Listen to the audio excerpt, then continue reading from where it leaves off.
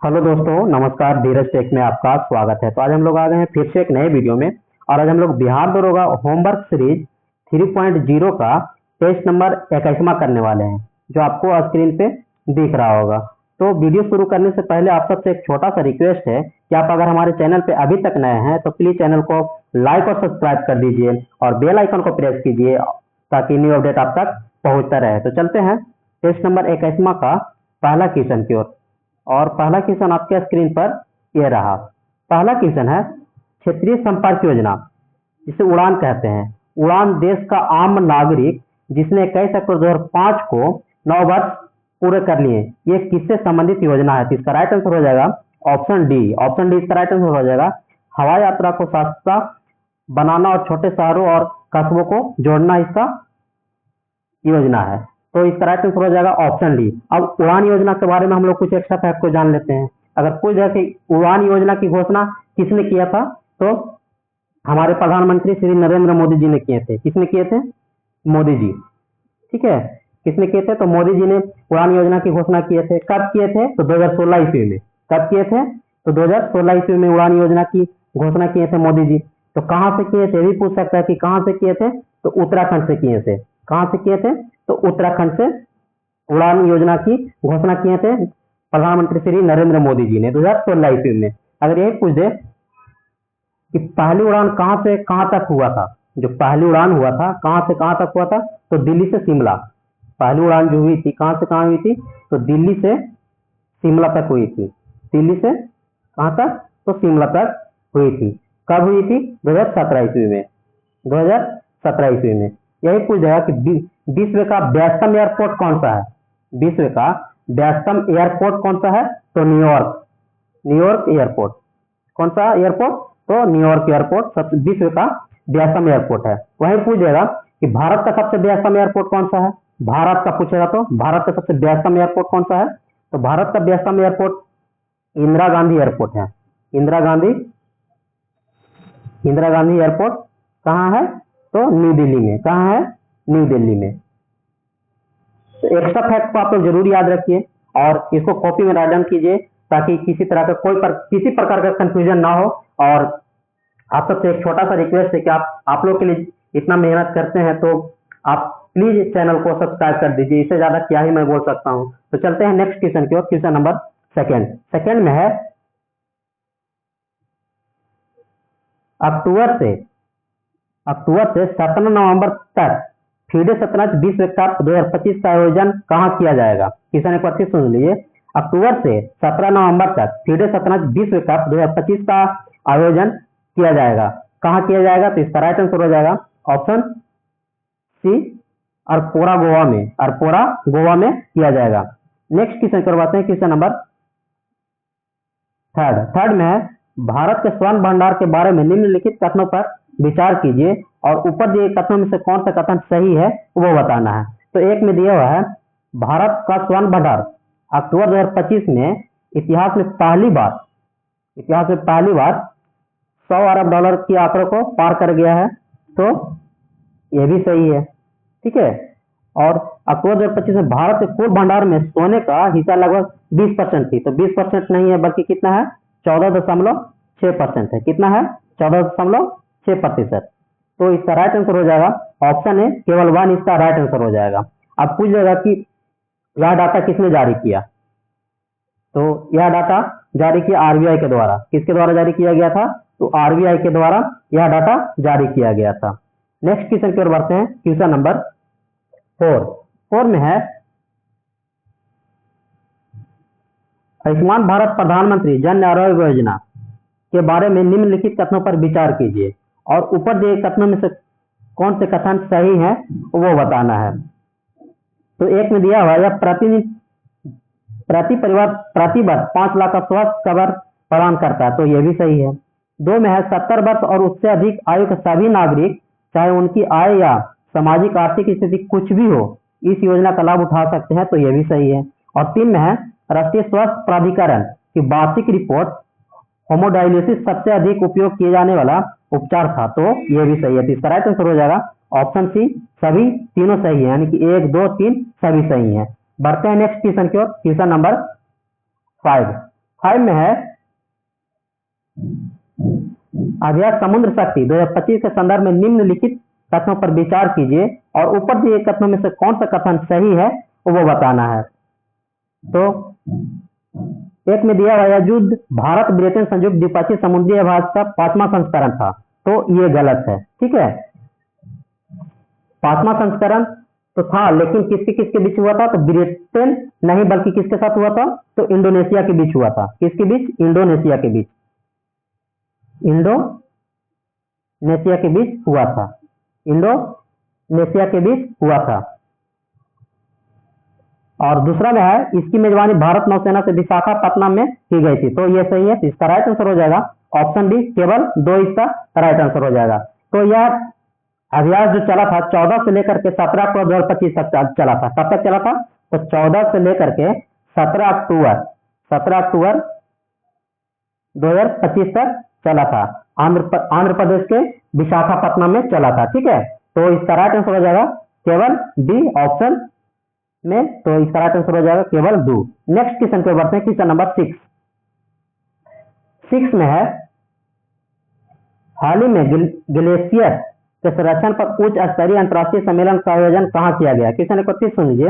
हाल ही में ग्लेशियरों के संरक्षण पर उच्च स्तरीय अंतर्राष्ट्रीय सम्मेलन का आयोजन कहाँ किया गया? तो इसका राइट आंसर हो जाएगा ऑप्शन सी, दुसामे में किया गया। तो इसका राइट आंसर हो जाएगा ऑप्शन सी। यहाँ पे मिस प्रिंट है, इसको सी कर लीजिएगा।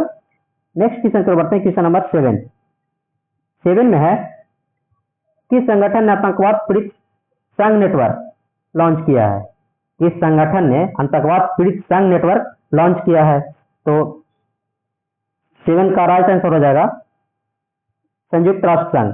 क्या हो जाएगा इसका राइट आंसर? तो संयुक्त राष्ट्र संघ, ऑप्शन सी इसका राइट आंसर हो जाएगा। अब इसमें एक्स्ट्रा फैक्ट को हम लोग को जान लेते हैं। अगर यही पूछेगा कि यूएनओ की स्थापना कब हुई थी, यूएनओ की स्थापना कब हुई थी? तो 1945 ईस्वी में। कब हुई थी? 1945 ईस्वी में। यूएनओ में भाषा की संख्या कितनी है? अगर पूछ दे कि यूएनओ में भाषा की संख्या कितनी है? 6 है। कितनी है भाषा? तो 6 है। यूएनओ में शामिल देशों की संख्या कितनी है? तो 193। यूएनओ में शामिल देशों की संख्या कितनी है? तो 193 है। ठीक है, अगर यही पूछेगा कि 193वां देश कौन है? तो दक्षिणी सूडान। 193वां देश कौन है? तो दक्षिणी सूडान है। तो आप लोग के लिए इतना मेहनत करते हैं, तो आप सबसे एक छोटा सा रिक्वेस्ट है कि आप प्लीज मुझे सपोर्ट करें, चैनल को सब्सक्राइब करके। इससे ज्यादा मैं क्या ही बोल सकता हूँ, आप लोग खुद समझ सकते हैं। बढ़ते हैं नेक्स्ट क्वेश्चन पर, बढ़ जाते हैं क्वेश्चन नंबर 8 में है किस केंद्रीय मंत्रालय ने डिपो दर्पण पोर्टल लॉन्च करने के लिए एक संयंत्र की घोषणा की है? क्वेश्चन एक बार फिर से सुन लीजिए। किस केंद्रीय मंत्रालय ने डिपो दर्पण पोर्टल लॉन्च करने के लिए एक संयंत्र की घोषणा की है? तो इसका राइट आंसर हो जाएगा ऑप्शन डी, उपभोक्ता मामले खाद्य और सार्वजनिक वित्त मंत्रालय के द्वारा घोषणा की गई है। तो ऑप्शन डी इसका राइट आंसर हो जाएगा। बढ़ते हैं नेक्स्ट क्वेश्चन की ओर, क्वेश्चन नंबर 9 में है कौन सा अमेरिकी राज्य आधिकारिक तौर पर जापान के पीछे छोड़कर दुनिया की चौथी सबसे बड़ी अर्थव्यवस्था बन गई है? तो इसका राइट आंसर हो जाएगा 9 का ऑप्शन बी, कैलिफोर्निया इसका राइट आंसर हो जाएगा। तो इसमें एक न्यू डाटा के अनुसार भारत जो है चौथी अर्थव्यवस्था में आ चुका है, चौथे स्थान पर। कौन? भारत। तो ये पुराने आंकड़े के अनुसार कैलिफोर्निया होगा, लेकिन न्यू डाटा के अनुसार कौन सा होगा? तो भारत हो जाएगा। बढ़ते हैं नेक्स्ट क्वेश्चन की, क्वेश्चन नंबर 10 में है शुक्लम 2025 के संदर्भ में विचार कीजिए और उपयुक्त कथन में से कौन सा कथन सही है वो बताना। यह खाद्य प्रसंस्करण क्षेत्र के लिए एक मंच था, तो ये सही है। यह हरियाणा में आयोजित किया गया था, तो यह भी सही है। तो इसका राइट आंसर हो जाएगा ऑप्शन सी, 1 और 2 दोनों सही है। बढ़ते हैं नेक्स्ट क्वेश्चन के, क्वेश्चन नंबर 11 में है किस शहर में वैश्विक न्याय प्रेम और शांति शिखर सम्मेलन का आयोजन किया गया है? क्वेश्चन एक बार फिर से सुन लीजिए। किस शहर में वैश्विक न्याय प्रेम और शांति शिखर सम्मेलन का आयोजन किया गया है? तो इसका राइट आंसर हो जाएगा ऑप्शन डी, दुबई में किया गया है। कहाँ किया गया है? तो दुबई में। अब इसमें कुछ एक्स्ट्रा फैक्ट को हम लोग जानते हैं, तो एक्स्ट्रा फैक्ट में हो जाते विश्व सरकार शिखर सम्मेलन का आयोजन कहाँ किया गया? अगर यही पूछ दे कि विश्व सरकार शिखर सम्मेलन का आयोजन कहाँ किया गया, तो दुबई में ही किया गया था। कहाँ किया गया था? दुबई में। ये तो है कि प्रेम शांति शिखर सम्मेलन का आयोजन कहाँ किया गया, तो दुबई में। और यही पूछ रहा है कि विश्व सरकार शिखर सम्मेलन का आयोजन कहाँ किया गया, तो दुबई में। तो ये भी याद रखिएगा। तो बढ़ते हैं नेक्स्ट क्वेश्चन की ओर। क्वेश्चन नंबर 12 में है, हाल ही में भारत के किस राज्य में त्रिभाषा फार्मूला के अपनाया गया है, परंतु बाद में इसे समाप्त कर दिया गया। हाल ही में भारत के किस राज्य में त्रिभाषा फार्मूला अपनाया गया, परंतु बाद में इसे समाप्त कर दिया गया। तो इसका राइट आंसर हो जाएगा ऑप्शन बी, महाराष्ट्र। महाराष्ट्र में त्रिभाषा का अपनाया गया था। तो वो भाषा कौन कौन था, तो इंग्लिश, मराठी और हिंदी। तो महाराष्ट्र में हिंदी भाषा को क्या कर दिया गया है, समाप्त कर दिया गया है। तो अब दो ही बच गए हैं। उसके बाद तमिलनाडु में भी ने भी त्रिभाषा का ये मान्यता प्राप्त हुई थी, लेकिन वहां भी भाषा का, एक भाषा का वहां पे भी समाप्त कर दिया गया। तो इसका राइट आंसर हो जाएगा option B, Maharashtra. Next question पे बढ़ते हैं। क्वेश्चन नंबर 13 में है, अरुणाचल प्रदेश राज्य द्वारा 2025-35 को कौन से वर्ष के रूप में घोषित किया गया है। तो इसका राइट आंसर हो जाएगा 13 का ऑप्शन डी, हाइड्रा पावर वर्ष के रूप में घोषित की गई है। अब कुछ इसमें कुछ एक्स्ट्रा फैक्ट को जानते हैं। एक्स्ट्रा फैक्ट ये है कि क्वांटम विज्ञान प्रौद्योगिकी वर्ष किस वर्ष घोषित किया गया, तो 2025। ठीक है, यही पूछेगा कि रक्षा सुधार वर्ष किस वर्ष घोषित किया गया, तो 2025 में ही घोषित किया गया। सहकारिता और शांति वर्ष कब घोषित किया गया, सहकारिता और शांति वर्ष 2025 में। तो ये सब एक्स्ट्रा फैक्ट को आप लोग जरूर याद रखिएगा। और बार बार मैं आपसे एक छोटा सा रिक्वेस्ट कर रहा हूँ कि प्लीज आप चैनल को सब्सक्राइब कीजिए। आप लोग चैनल को सब्सक्राइब नहीं कर रहे हैं, ताकि मैं भी डिमोशनल हो जाता हूँ, डिमोटिवेट हो जाता हूँ, लगता है मैं अच्छा कंटेंट नहीं दे पा रहा हूँ। तो आप सबसे बार बार एक छोटा सा रिक्वेस्ट कर रहा हूँ, प्लीज चैनल को सब्सक्राइब जरूर कीजिए। बढ़ते हैं नेक्स्ट क्वेश्चन की ओर। क्वेश्चन नंबर 14 में है, बिहार के पहले परमाणु संयंत्र के संदर्भ में दिए गए कथनों पर विचार कीजिए। तो इसका राइट आंसर हो जाएगा 14 का राइट आंसर हो जाएगा ऑप्शन ए। केवल 2 सही है, इसमें केवल 2 सही है। तो 2 में क्या है, यह 200 करोड़ की राशि से बना लघु मॉड्यूल पर आधारित रिएक्टर है। तो इसका राइट आंसर हो जाएगा ऑप्शन ए, केवल 2 सही है। नेक्स्ट क्वेश्चन पर बढ़ते हैं। क्वेश्चन नंबर 15 में है, भारत का पहला तितली अभयारण्य कहाँ स्थापित किया गया है। भारत का पहला तितली अभयारण्य कहाँ स्थापित किया गया है, तो इसका राइट आंसर हो जाएगा ऑप्शन सी, अरलम वन्यजीव अभयारण्य। कहाँ पड़ता है, तो केरल में। अरलम वन्यजीव अभयारण्य केरल में। तो इसका राइट आंसर हो जाएगा ऑप्शन सी, भारत का पहला तितली अभयारण्य है केरल में। बढ़ते हैं नेक्स्ट क्वेश्चन की ओर। क्वेश्चन नंबर 16 में है, निम्न कथनों में कूट की सहायता से सही उत्तर का चयन करें। तो देखते हैं, सही उत्तर का चयन करते हैं 16 नंबर में। तो रेल लिंक से जुड़ने वाली पूर्वोत्तर की चौथी राजधानी आइजोल बन गई है। क्या बन गई है, तो आइजोल बन गई है। तो ये सही है। इस परियोजना के तहत 50-21 करोड़ की लागत से 55 किलोमीटर लंबी बैरागी सौरंग रेल परियोजना का विस्तार किया गया है। तो ये गलत है। 55 किलोमीटर नहीं है, बल्कि कितना है, 51.38 किलोमीटर है। ठीक है। और थर्ड में है, वर्तमान में पूर्वोत्तर 4 राज्य आसाम, त्रिपुरा, अरुणाचल और मेघालय। तो मेघालय नहीं होकर के क्या होगा, पता है, मिजोरम होगा। क्या होगा, मिजोरम। तो इसका राइट आंसर हो जाएगा केवल 1 सही है। ठीक है, केवल 1 सही है, यानी कि इसका राइट आंसर हो जाएगा ऑप्शन सी यहाँ पे कर लीजिएगा। ऑप्शन सी, केवल 1 सही है। ऑप्शन सी, यानी कि ऑप्शन सी में 1 है, तो यानी कि एक नंबर जो है वो 1 फुट में दिया हुआ है, वो सही है। बढ़ते हैं नेक्स्ट क्वेश्चन की। क्वेश्चन नंबर 17 में है, वीजा धोखाधड़ी मामले में सिल्वर नोटिस किसके द्वारा जारी किया गया। तो इसका राइट आंसर हो जाएगा ऑप्शन बी, इंटरपोल के द्वारा। किसके द्वारा, तो इंटरपोल के द्वारा जारी किया गया था। अब इसमें इंटरपोल के बारे में कुछ एक्स्ट्रा फैक्ट को जान लेते हैं। अगर पूछ जाए कि इंटरपोल की स्थापना कब हुई थी, ठीक है, इंटरपोल की स्थापना कब हुई थी, 1923 ईस्वी में। कब हुई थी इंटरपोल की स्थापना, 1923 में। और इंटरपोल के मुख्यालय है तो लियोन्स में। कहाँ है इंटरपोल के मुख्यालय, कहाँ है, लियोन्स में है। ठीक है। अब यही पूछ देगा अंतर्राष्ट्रीय न्यायालय, इसमें अंतर्राष्ट्रीय न्यायालय आया है, तो अंतर्राष्ट्रीय न्यायालय की स्थापना कब हुई थी, तो 1943 ईस्वी में। अंतर्राष्ट्रीय न्यायालय की स्थापना कब हुई थी, 1943 ईस्वी में। और यही पूछ देगा यूएन महासभा की स्थापना कब हुई थी, तो 1945 में हुई थी।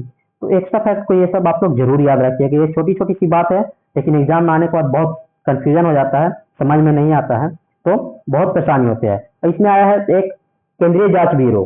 केंद्रीय जांच ब्यूरो की स्थापना कब हुई थी? 1963 ईस्वी में। कब हुई थी केंद्रीय जांच ब्यूरो की स्थापना? 1963 ईस्वी में। और यही पूछ देगा एआई का जनक किसे कहा जाता है? एआई का जनक किसे कहा जाता है? आप लोग कमेंट करके जरूर बताइए, क्योंकि बार बार सेट में डिस्कशन करने के बाद एआई के जनक के बारे में मैं बताया हूँ, एआई के जनक कौन है उनके बारे में बताया हूँ। बढ़ते हैं नेक्स्ट क्वेश्चन की ओर, बढ़ जाते हैं क्वेश्चन नंबर 18 में है भारत की पहली निजी हेलीकॉप्टर असेंबली लाइन को कहां स्थापित किया गया? तो इसका राइट आंसर हो जाएगा ऑप्शन बी, कर्नाटक। कर्नाटक इसका राइट आंसर हो जाएगा। नेक्स्ट क्वेश्चन पर बढ़ते हैं, क्वेश्चन नंबर 19 में है यूनेस्को के क्रिएटिव सिटीज नेटवर्क में किस शहर को नहीं शामिल किया गया है? यूनेस्को के क्रिएटिव सिटीज नेटवर्क में किस शहर को नहीं शामिल किया गया है? तो कोलकाता को नहीं शामिल किया गया है। ऑप्शन डी इसका राइट आंसर हो जाएगा। बाकी और एक्स्ट्रा फैक्ट याद रखिएगा, श्रीनगर, वाराणसी, ग्वालियर को शामिल किया गया है। नेक्स्ट क्वेश्चन पर बढ़ते हैं, क्वेश्चन नंबर 20 में है शहरी निकाय, स्थानीय निकाय सहित अन्य चुनावों में ई वोटिंग संबंध में कथनों पर विचार कीजिए। ठीक है, तो विचार करते हैं। तो 20 का राइट आंसर हो जाएगा 1, 2 और 3 सही है, यानी कि ऑप्शन सी इसका सही है। ई वोटिंग की शुरुआत करने वाला पहला राज्य बिहार है। ई वोटिंग की शुरुआत करने वाला पहला राज्य कौन सा है? तो बिहार है। और 2 में है ई वोटिंग का पहला प्रयोग पूर्वी चंपारण, पटना, रोहतास और कहाँ किया गया है? ठीक है, ई वोटिंग का पहला प्रयोग पूर्वी चंपारण, पटना और रोहतास में किया गया, यह भी सही है। और तीसरा में है चुनाव आयोग द्वारा डिजिटल ऑफ सिस्टम लगाया गया जो मतदाता का सत्यापन करेगा, तो यह भी सही है। तो ऑप्शन सी इसका राइट आंसर हो जाएगा। नेक्स्ट क्वेश्चन पर बढ़ते हैं, क्वेश्चन नंबर 21 में है भारत का पहला एआई विशेष आर्थिक क्षेत्र कहाँ स्थापित किया गया है? भारत का पहला एआई विशेष आर्थिक क्षेत्र कहाँ स्थापित किया गया है? तो इसका राइट आंसर हो जाएगा ऑप्शन सी, छत्तीसगढ़ में। कहाँ शुरू किया गया है? तो छत्तीसगढ़ में। अभी पूछे थे कि एआई का जनक किसे कहा जाता है? तो जॉन मैकार्थी को। किसको? जॉन मैकार्थी को एआई का जनक कहा गया है, जॉन मैकार्थी को। बढ़ते हैं नेक्स्ट क्वेश्चन पर, क्वेश्चन नंबर 22 में है भारत का पहला अंतर्राष्ट्रीय कृषि हैकाथॉन 2025 का आयोजन कहाँ किया जाएगा?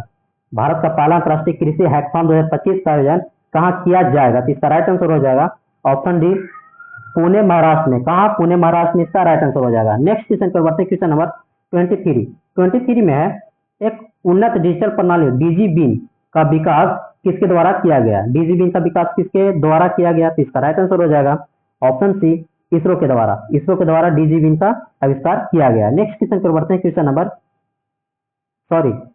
इसमें सी दिया हुआ, यानी कि 1, 2 और 3, यानी कि भारतीय डाक, इसरो तथा आईआईटी हैदराबाद के द्वारा डीजीबीन का उपयोग किया गया है।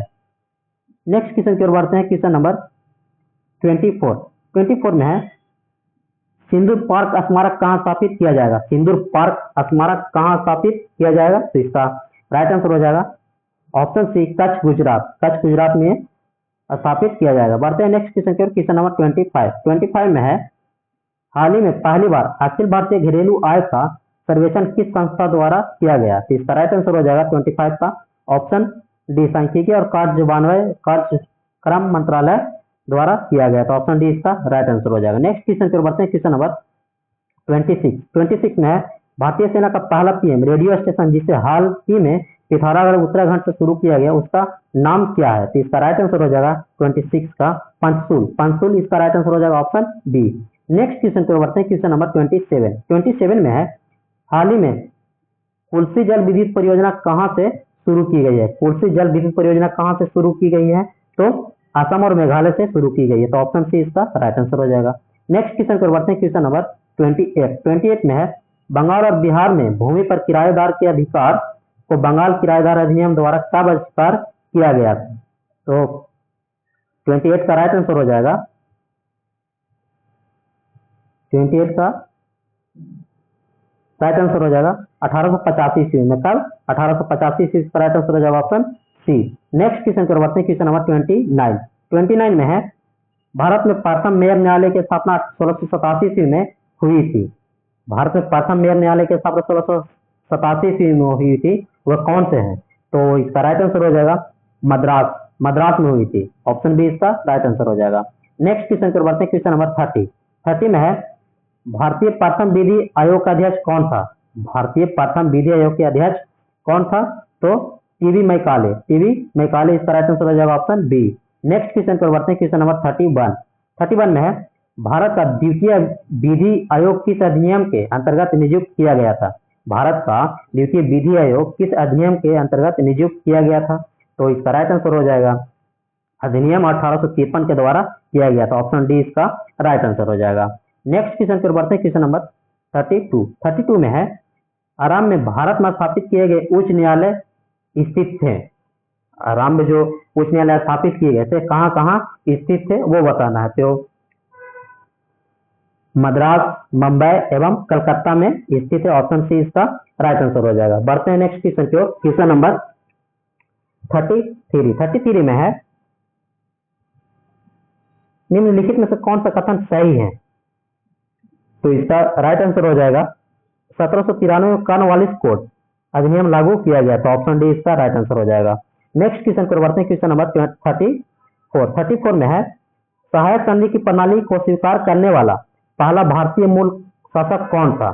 तो इसका राइट आंसर हो जाएगा 34 का ऑप्शन है हैदराबाद का निजाम इसका राइट आंसर हो जाएगा। नेक्स्ट क्वेश्चन पर बढ़ते हैं, क्वेश्चन नंबर 35 में है खालिस्तान के अनुसार ईस्ट इंडिया कंपनी द्वारा भारतीय शासकों को अपनी स्वतंत्र सशस्त्र सेनाएं रखने की अनुमति नहीं दी गई थी, वो कौन थे? तो इसका राइट आंसर हो जाएगा ऑप्शन डी सहायक संधि प्रणाली इसका राइट आंसर हो जाएगा, ऑप्शन बी। नेक्स्ट क्वेश्चन पर बढ़ते हैं, क्वेश्चन नंबर 36 में है लॉर्ड ब्लेजली द्वारा लागू की गई सहायक संधि व्यवस्था के बारे में निम्नलिखित में से कौन सा कथन लागू नहीं होता है? तो कंपनी के लिए एक नियत आय का प्रबंध करना, तो ये इसका राइट आंसर हो जाएगा, ऑप्शन सी इसका राइट आंसर हो जाएगा। नेक्स्ट क्वेश्चन पर बढ़ते हैं, क्वेश्चन नंबर 37 में है 1851 ईस्वी में गवर्नर जनरल लॉर्ड डलहौजी ने निम्नलिखित में से किस राज का वर्णन एक चेरी जो एक दिन हमारे मुंह में गिरेगी के रूप में किया था? तो इसका राइट आंसर हो जाएगा ऑप्शन ई सतारा इसका राइट आंसर हो जाएगा। नेक्स्ट क्वेश्चन पर बढ़ते हैं, क्वेश्चन नंबर 38 में है औपनिवेशिक भारत में अंग्रेज द्वारा तैयार की गई एक व्यवस्था सहायक संधि की मुख्य विशेषताएं निम्नलिखित में से कौन सी थी? तो 38 का राइट आंसर हो जाएगा 1, 2 और 3 इसका राइट आंसर हो जाएगा। नेक्स्ट क्वेश्चन पर बढ़ते हैं, क्वेश्चन नंबर 39 में है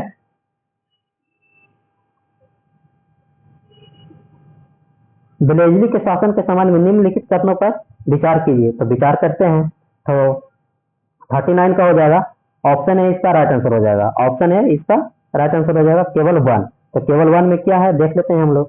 तो केवल 1 में है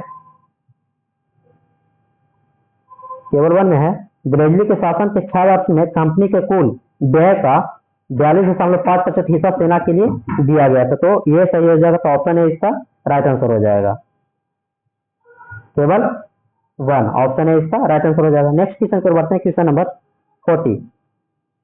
40 में है निम्नलिखित में से कौन सा पद लॉर्ड कॉर्नवालिस द्वारा बंगाल में लगा कि एक प्रणाली व्यवस्था को इंगित करता है जिसके तहत जिम्मेदारी को एक निश्चित तिथि तक निश्चित राजस्व प्राप्त करने के लिए भूमि का कानूनी सवित्र प्रदान किया जाता था? तो अस्थायी बंदोबस्त के लिए, किसके लिए? तो अस्थायी बंदोबस्त के लिए, तो ऑप्शन सी इसका राइट आंसर हो जाएगा। नेक्स्ट क्वेश्चन पर बढ़ते हैं, क्वेश्चन नंबर 41 में है भू राजस्व प्रबंधन के उपाय के रूप में अस्थायी बंदोबस्त की शुरुआत किसने की थी? मेनली रूप से इस क्वेश्चन में बोला गया है कि अस्थायी बंदोबस्त की शुरुआत किसने किया था? तो इसका राइट आंसर हो जाएगा लॉर्ड कॉर्नवालिस ने। अस्थायी बंदोबस्त की शुरुआत किसने किया था? तो लॉर्ड कॉर्नवालिस, ऑप्शन सी इसका राइट आंसर हो जाएगा। नेक्स्ट क्वेश्चन पर बढ़ते हैं, क्वेश्चन नंबर 42 में है वह प्रथा जिसके तहत किसान स्वयं भूमि का मालिक होता है और सरकार को भू राजस्व के भुगतान के लिए जिम्मेदार माना जाता है। तो इसका राइट आंसर हो जाएगा रैयतवाड़ी प्रथा। इसको क्या कहते हैं? तो रैयतवाड़ी प्रथा कहते हैं, तो ऑप्शन बी इसका राइट आंसर हो जाएगा। नेक्स्ट क्वेश्चन पर बढ़ते हैं, क्वेश्चन नंबर 43 में है ब्रिटिश भारत के किस प्रांत में राजस्व एकत्रित करने की रैयतवाड़ी प्रणाली लागू की गई थी? तो इसका राइट आंसर हो जाएगा ऑप्शन बी दक्षिण भारत इसका राइट आंसर हो जाएगा, ऑप्शन बी। नेक्स्ट क्वेश्चन पर बढ़ते हैं, क्वेश्चन नंबर 44 में है वर्तमान के पश्चिम उत्तर प्रदेश में मध्य प्रदेश और पंजाब के कुछ हिस्सा में 1830 ईस्वी में खालिस्तान की शुरुआत किया गया था। तो इसका राइट आंसर हो जाएगा ऑप्शन सी, महलवाड़ी व्यवस्था को शुरू किया गया था, तो ऑप्शन सी इसका राइट आंसर हो जाएगा। नेक्स्ट क्वेश्चन पर बढ़ते हैं, क्वेश्चन नंबर 45 में है, निम्नलिखित कथनों पर विचार कीजिए और नीचे दिए कोड की सहायता से सही उत्तर का चयन कीजिए। तो 45 का राइट आंसर हो जाएगा 1 और 2 दोनों सही है, 1 और 2 दोनों सही है, यानी कि 1819 के अपने प्रतिवेदन में मैकेजी महलवाड़ी भूमि व्यवस्था सूत्रपात किया, जिसमें 1822 ईस्वी में कानूनी रूप से दी गई थी, तो ये भी सही है, तो 2 नंबर भी सही है, तो ऑप्शन सी इसका राइट आंसर हो जाएगा 1 और 2 दोनों। नेक्स्ट क्वेश्चन पर बढ़ते हैं, क्वेश्चन नंबर 46 में है, आर्थिक रूप से 19वीं शताब्दी में भारत पर अंग्रेजी शासन का परिणाम क्या था। क्वेश्चन एक बार फिर सुनिए, आर्थिक रूप से 19वीं शताब्दी में भारत पर अंग्रेजी शासन का परिणाम था, क्या परिणाम था वो बताना है। तो भारतीय कृषि का वाणिज्यीकरण, यही उसका परिणाम था, तो ऑप्शन सी इसका राइट आंसर हो जाएगा। नेक्स्ट क्वेश्चन पर बढ़ते हैं, क्वेश्चन नंबर 47 में है, निम्नलिखित में से कौन सा कथन औद्योगिक क्रांति के द्वारा 19वीं शताब्दी के पूर्वार्ध भारत पर पड़े प्रभाव की सही व्याख्या करती है, कौन सा जो है इस ऑप्शन के अनुसार कौन सी प्रभाव व्याख्या सही है। तो 47 का राइट आंसर हो जाएगा ऑप्शन है, भारत दस्तकारी उद्योग नष्ट हो गए थे, तो ऑप्शन है इसका राइट आंसर हो जाएगा। नेक्स्ट क्वेश्चन पर बढ़ते हैं, क्वेश्चन नंबर 48 में है, 18वीं शताब्दी के मध्य इंग्लिश ईस्ट इंडिया कंपनी के द्वारा बंगाल में नियुक्ति प्रमुख पण्य पदार्थ क्या थे, तो इसका राइट आंसर हो जाएगा कपास, रेशम, शोरा और अफीम, ऑप्शन डी इसका राइट आंसर हो जाएगा। नेक्स्ट क्वेश्चन करवाते हैं, क्वेश्चन नंबर 49 में है, ब्रिटिश सरकार ने भारत के अलग अलग भागों में भू राजस्व को अलग अलग व्यवस्था लागू की थी, और आर में दिया हुआ इस भारतीय किसानों में अलग अलग वर्ग बनाए गए थे, तो 49 का राइट आंसर हो जाएगा ऑप्शन बी, ए और 2 दोनों सही है, परंतु आर ए की सही व्याख्या नहीं करता है, तो ऑप्शन बी इसका राइट आंसर हो जाएगा। नेक्स्ट क्वेश्चन करवाते हैं, क्वेश्चन नंबर 50 में है, एजेंसी हाउसेस के बारे में निम्नलिखित कथनों में से कौन से कथन सही है वो बताना है। तो 50 का राइट आंसर हो जाएगा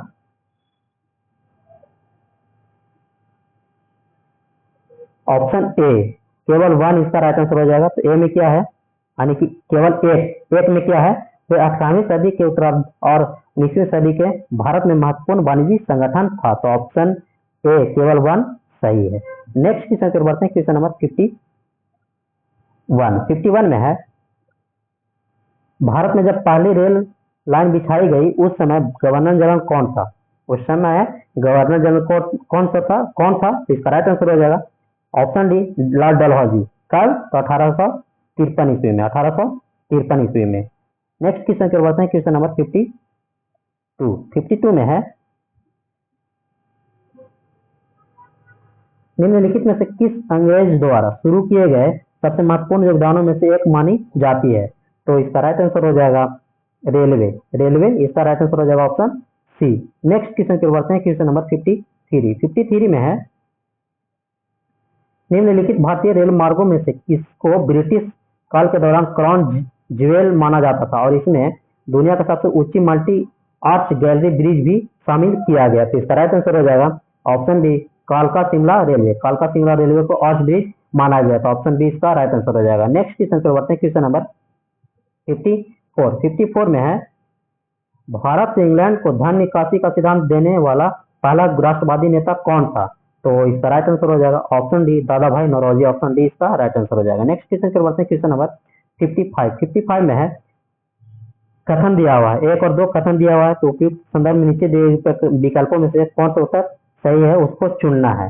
तो 55 का राइट आंसर हो जाएगा ऑप्शन ए, कथन 1 और 2 दोनों सही हैं, तो ऑप्शन ए इसका राइट आंसर हो जाएगा। नेक्स्ट क्वेश्चन पर बढ़ते हैं, क्वेश्चन नंबर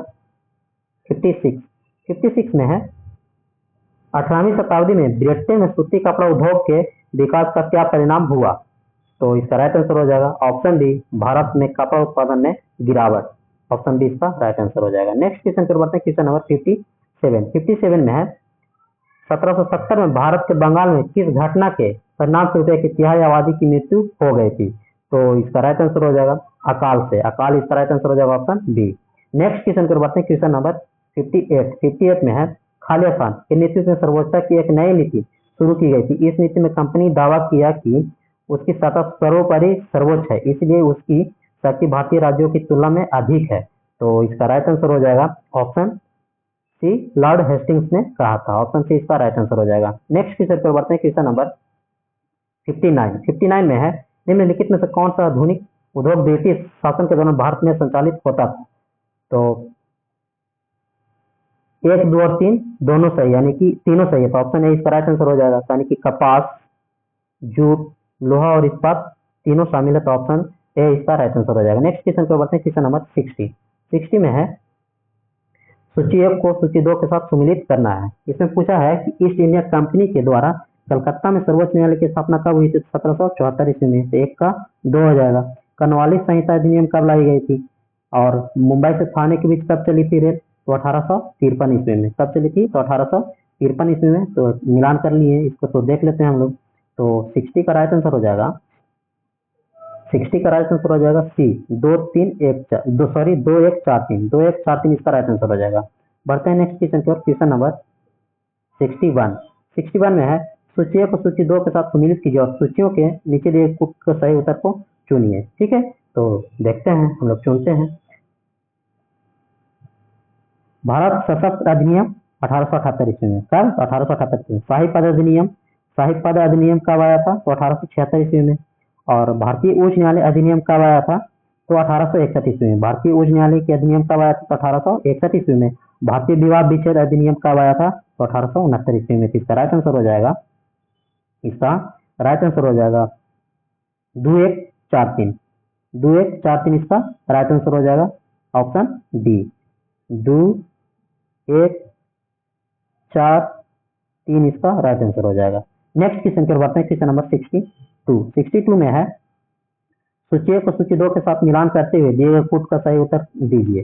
तो धन निष्कासन का सिद्धांत किसने दिया था? तो अभी हम लोग पढ़े, तो दादा भाई नौरोजी ने दिए थे। तो 1 का 4 हो जाएगा, 1 का, यानी कि ए नंबर में 4 हो जाएगा। तो ए नंबर में 4 कहाँ है देख लेते हैं। तो ए और सी में है, तो ये तो बिल्कुल भी नहीं होगा। तो ए और सी में देख लेते हैं फिर से। स्वराज मेरा जन्मसिद्ध अधिकार है और मैं इसे लेकर रहूंगा, किसने कहा था? तो बाल गंगाधर तिलक ने कहा था, जिसको बीजी तिलक शॉर्ट में कहते हैं, बीजी तिलक। तो यानी कि बी का 3 नंबर हो जाएगा, बी का 3 नंबर हो जाएगा, बी का 3 नंबर हो जाएगा। तो 62 का राइट आंसर हो जाएगा 4 3 2 1, 4 3 2 1 इसका राइट आंसर हो जाएगा ऑप्शन सी, ऑप्शन सी इसका राइट आंसर हो जाएगा। नेक्स्ट क्वेश्चन पर बढ़ते हैं, क्वेश्चन नंबर 63 में है, प्रश्न में 2 कथन जिसमें पहला कथन ए और दूसरा आर है, सही विकल्प को चुनने के लिए उनका उपयोग कीजिए। तो 63 का राइट आंसर हो जाएगा ऑप्शन डी, ए सही है परंतु आर गलत है, ऑप्शन डी इसका राइट आंसर हो जाएगा। नेक्स्ट क्वेश्चन पर बढ़ते हैं, क्वेश्चन नंबर 64 में है, नीचे 2 कथन दिए गए हैं 64, तो ये इसका राइट आंसर हो जाएगा ऑप्शन बी है, और दोनों सही है परंतु आर की सही व्याख्या नहीं करता है, तो ऑप्शन बी इसका राइट आंसर हो जाएगा। नेक्स्ट क्वेश्चन पर बढ़ते हैं, क्वेश्चन नंबर 65 में है, औपनिवेशिक भारत के भूमि राजस्व बंदोबस्त के संदर्भ में निम्नलिखित में से कौन सा कथन सही नहीं है वो बताना है। तो 1790 नहीं होकर के क्या होगा? 1793 होगा। क्या होगा? 1793 में लॉर्ड वेलेस्ली बंगाल प्रांत में अस्थायी बंदोबस्त लागू किया था, तो इसका राइट आंसर हो जाएगा। इसमें गलत का पहचान करना था, तो इसका राइट आंसर हो जाएगा ऑप्शन ए, तो गलत यही है।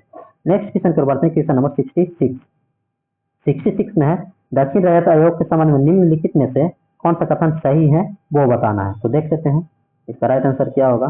तो 66 का राइट आंसर हो जाएगा 1 और 2 दोनों सही हो जाएगा, 1 और 2 दोनों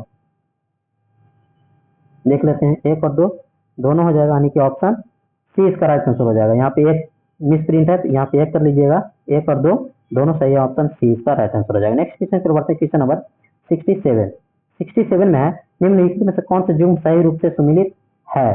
तो 67 का राइट आंसर हो जाएगा ऑप्शन डी, 1 2 और 3 सही है, 1 2 और 3 सही है, यानी कि अस्थायी बंदोबस्त लॉर्ड कॉर्नवालिस सही है, रैयत वाली व्यवस्था थॉमस मुनरो ये भी सही है, और महलवाड़ी व्यवस्था फर्स्ट मैकेंजी ये भी सही है, तो ऑप्शन डी इसका राइट आंसर हो जाएगा। नेक्स्ट क्वेश्चन पर बढ़ते हैं, क्वेश्चन नंबर 68 में है, लॉर्ड वेलेस्ली ने देशी रियासतों के साथ संबंध की किस नीति को प्रतिपादित किया था।